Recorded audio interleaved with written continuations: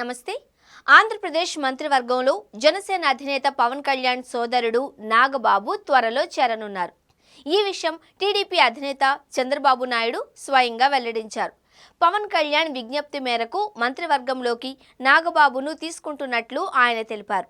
నాగబాబు మంత్రివర్గంలోకి రావడం ఎప్పుడో ఖాయమైంది. ఆంధ్రప్రదేశ్ ముఖ్యమంత్రిగా చంద్రబాబు నాయుడు, ఉప ముఖ్యమంత్రిగా పవన్ కళ్యాణ్తో పాటు 24 మంది ఈ ఏడాది జూన్ 12వ తేదీన ప్రమాణ స్వీకారం చేశారు.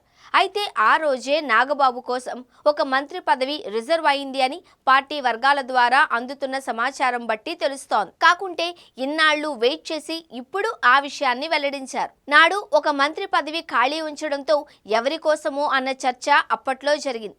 టీడీపీలో కొందరు టికెట్ రాని వారి కోసమో లేక సీనియర్ల కోసమోనని భావించారు. చంద్రబాబు అందుకే ఒక మంత్రి పదవిని ఖాళీగా ఉంచారు అని ప్రచారం జరిగింది. కానీ టీడీపీ నేతల అంచనాలు తలకిందులయ్యాయి. అది జనసేనకు నాడే ఓకే అయింది. నాడు జనసేనకు 3 మంత్రి పదవులు, బీజేపీకి ఒక మంత్రి పదవి మంత్రివర్గంలో చోటు కల్పించారు. పవన్ కళ్యాణ్ ఉప ముఖ్యమంత్రిగా, నాదెండ్ల మనోహర్ పౌర సరఫరాల శాఖ మంత్రిగా, టూరిజం అండ్ ఫిల్మ్ డెవలప్మెంట్ శాఖను కందుల దుర్గేష్కు ఇచ్చారు. కొణతాల రామకృష్ణ, మండలి బుద్ధప్రసాద్ వంటి సీనియర్ నేతలు ఉన్న వారి పేర్లను పక్కన పెట్టారు. ఈ పరిస్థితుల్లో నాగబాబుకు పదవి విషయంపై అనేక ప్రచారాలు జరిగాయి. తొలుత తిరుమల తిరుపతి దేవస్థానం చైర్మన్ అని అన్నారు. తర్వాత రాజ్యసభకు ఎంపిక చేస్తారు అని వార్తలొచ్చాయి. కానీ ఎప్పుడో డిసైడ్ అయినట్లుగానే నాగబాబుకు మంత్రి పదవి దక్కనుంది. త్వరలోనే నాగబాబు చంద్రబాబు క్యాబినెట్లో చేరనున్నారు. త్వరలోనే ఖాళీ అయ్యే ఎమ్మెల్సీ పదవికి ఆయన ఎంపిక చేయనున్నారు. 6 నెలలలోపు చట్టసభలకు ఎంపిక కావాల్సి ఉండగా అందుకోసమే ఇప్పుడు నాగబాబు పేరును ప్రకటించినట్లు అర్థమవుతుంది. 5 నెలల్లో 5 ఎమ్మెల్సీ పదవులు ఖాళీ అవుతున్నాయి. ఆ పోస్టులన్నీ కూటమి పార్టీలకే దక్కనున్నాయి.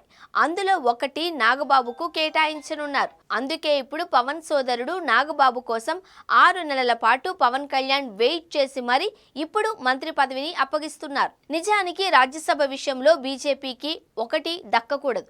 అది జనసేన ఖాతాలోనే పడాల్సి ఉంది. ఖాళీ అవుతున్న 3 రాజ్యసభ స్థానాలలో 2 టీడీపీకి, 1 జనసేనకు అని భావించారు. కానీ నాగబాబును మంత్రివర్గంలోకి తీసుకోవాలి అని భావించడం వల్ల ఆ ఒక్క స్థానాన్ని కూటమిలోని మిత్రపక్షమైన బీజేపీకి కేటాయించారు అంటున్నారు. మొత్తం మీద నాగబాబు పేరు ఎప్పుడో మంత్రివర్గంలో ఖరారైంది అని, అందుకు సమయం కోసం వేచి చూస్తూ ఇప్పుడు బయటపెట్టారు అని టీడీపీ నేతలే బహిరంగంగా వ్యాఖ్యానిస్తున్నారు. రానున్న ఎమ్మెల్సీ పదవి కూడా నాగబాబుకు రిజర్వ్ అయినట్లు ఈ ఎంపికతో తేటతెల్లమైంది. ఇక త్వరలో నాగబాబు మినిస్టర్ నాగబాబుగా మారబోతున్నారు.